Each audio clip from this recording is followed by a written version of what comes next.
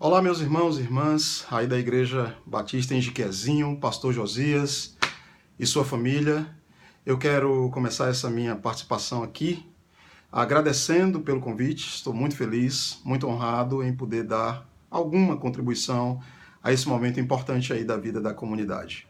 Parabenizar profundamente a toda a diretoria da igreja, Pastor Josias, por convidar as famílias para refletir sobre um tema tão importante nos dias atuais. Um tema que vai ganhando espaço cada vez maior nos grandes veículos de comunicação e que, de fato, precisamos conversar muito mais do que já temos feito acerca dessa temática, porque ela tem a ver com saúde, ela tem a ver com o próprio futuro da sociedade de um modo geral. Eu gostaria de começar dizendo a todos vocês que a tecnologia é boa. Eu não gostaria que essa minha fala passasse a impressão de que a tecnologia é nossa inimiga. A tecnologia veio para potencializar diversos processos que alguns anos atrás eram bem complexos, lentos, demorados. Ela veio ampliar o acesso ao conhecimento, enfim, a tecnologia não é nossa inimiga. O que nós precisamos é de educação. O que nós precisamos é de educar nossos hábitos para que a tecnologia seja nossa ferramenta. E uma ferramenta é algo que nós dominamos para executar uma tarefa. Uma ferramenta é algo que nós dominamos em função de um interesse pessoal. Então, não é a ferramenta que me domina. Sou eu que domino a ferramenta para chegar num determinado fim, numa determinada finalidade. E para usar qualquer ferramenta, nós precisamos nos educar. Em alguns momentos precisamos de treinamento, né? A depender. Veja, um médico passa 6 anos de graduação, depois 2 ou 3 de especialização, aprendendo, se educando para utilizar bisturi, agulha, instrumentos cirúrgicos de um modo geral. Nós temos utilizado as mídias digitais sem nenhuma educação. Nós temos utilizado essas ferramentas sem nenhum treinamento, sem pesquisa. E é isso que faz com que muitas vezes a ferramenta domine o indivíduo, tome conta de boa parte do cotidiano do indivíduo. Então, eu sou professor e, como professor, acredito firmemente no poder do conhecimento, no poder da informação para melhorar a vida humana. E em relação ao nosso tema, acredito que a tecnologia é sim nossa parceira no que diz respeito a potencializar o que há de melhor em cada um de nós e melhorar a vida social de um modo geral. No entanto, nós estamos, sim, diante de um quadro complicado em que o uso abusivo de mídias digitais tem se disseminado cada vez mais. Como professor, na sala de aula, às vezes, é insuportável dar a aula porque as pessoas estão distraídas no celular. No trânsito, as pessoas têm apresentado comportamentos muito complicados por conta do uso do celular durante a direção. Nos encontros sociais, as pessoas não se olham, não conversam, não falam entre si, porque estão todas elas distraídas no celular. Então, apesar de toda a bondade da tecnologia, a qual eu apontei no início da minha fala, nós estamos sim vivendo um momento complicado em que é preciso nos educarmos e corrigir boa parte desses comportamentos. É óbvio que dentro dessa reflexão, o desenvolvimento infantil é um tópico que salta aos nossos olhos. E as nossas crianças, não é? Como é que elas devem se relacionar com essas tecnologias? Perguntas que me chegam muito como professor, como psicólogo clínico. Paulo, o que é que acontece com uma criança viciada em celular? Quais são os riscos aos quais está exposta uma criança que é viciada em jogos digitais, jogos online, jogos pela internet? Isso atrapalha o desenvolvimento cognitivo? Isso produz o aparecimento do autismo? Essa é uma questão bastante frequente.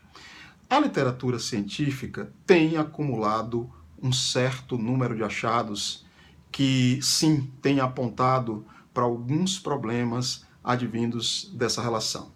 No campo psicológico, nós temos descoberto problemas relacionados ao desenvolvimento da própria cognição, do pensamento. Nós temos descoberto problemas relacionados às capacidades atencionais, o desenvolvimento da capacidade de prestar atenção, da atenção concentrada. Muitas crianças têm apresentado déficits nesse campo. Nós temos descoberto um fenômeno que eu particularmente chamo de equívocos cognitivos. Então, crianças que ficam clicando no celular durante muitas horas passam a clicar em tudo que elas veem. Clicar em desenhos em livros, desenhos na parede. Isso precisa ser corrigido com certa urgência, porque se esse equívoco cognitivo se mantém, ele pode gerar problemas maiores posteriormente. O que fazer? Essa é uma outra questão muito presente. O que fazer? E para responder essa questão, eu tenho apontado sempre para as implicações da maternidade e da paternidade.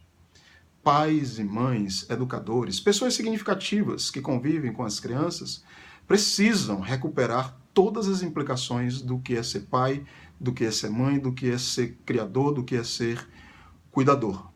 Porque no que diz respeito a crianças muito pequenas, o acesso a esses dispositivos digitais está na mão do pai, da mãe, do cuidador, do criador. Então, em primeiro lugar, compete a eles intervir e regular. Ocorre que muitas vezes pais, mães, criadores, pessoas significativas, eles já apresentam comportamentos problemáticos, eles já estão, entre aspas, viciados no uso desses dispositivos digitais. E crianças pequenas, elas são profundamente suscetíveis à modelação. Então, se pais e mães apresentam comportamentos problemáticos, é óbvio que as crianças também vão apresentar. Eu tenho dito o seguinte: crianças viciadas em tecnologia, na verdade, são sintomas de doenças do seu pai e da sua mãe, ou de quem quer que seja o criador dessa criança. Então, o problema das crianças, na verdade, os problemas delas são sintomas dos problemas dos adultos. Então, os adultos também precisam observar a sua conduta. Em relação a protocolos, algumas entidades, como a Associação Americana de Pediatria, por exemplo, têm proposto o seguinte, que o acesso a essas tecnologias vá sendo regulado pelo pai, pela mãe, pelo cuidador, de modo gradativo, de 3 em 3 anos. Então, por exemplo, do 0 aos 3, sugere-se que não haja nenhuma exposição a telas. Nenhuma exposição a telas. E aí, dos 3 aos 6, dos 6 aos 9, dos 9 aos 12, esse acesso vai sendo gradativamente permitido e regulado por pais, por mães, por cuidadores que estejam envolvidos com essas crianças, sejam responsáveis pela criação e pelo desenvolvimento dessas crianças. Eu quero terminar enfatizando a necessidade da educação e da informação. Eu também lido do ponto de vista da pesquisa e da docência com a dependência química, com o vício em drogas. E eu posso dizer a vocês que hoje o Estado sofre. Por quê? Porque a única alternativa que parece que resta em relação à dependência química são as estratégias de repressão.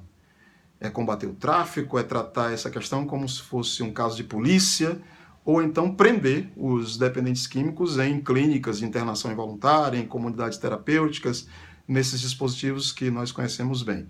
Ou seja, quando a educação falhou, então só nos restam os mecanismos da repressão. Então, em relação ao mundo digital, eu acredito que nós estamos num momento em que nós podemos evitar isso. Investir em conscientização e em educação, para que lá na frente a gente não precise estar internando os nossos jovens em clínicas ou colocando a polícia para vigiar as pessoas viciadas e doentes na sua relação com os dispositivos digitais.